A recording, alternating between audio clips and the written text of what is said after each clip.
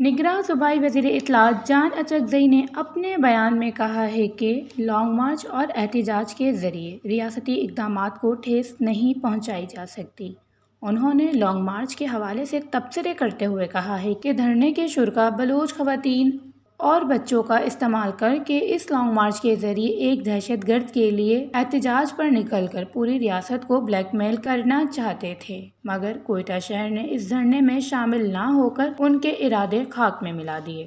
انہوں نے کہا، کئی دنوں تک کوئٹہ شہر میں دھرنا جاری رہا، مگر عام آبادی نے اس دھرنے میں شامل نہ ہو کر ان کے پروپیگنڈے کو مسترد کر دیا۔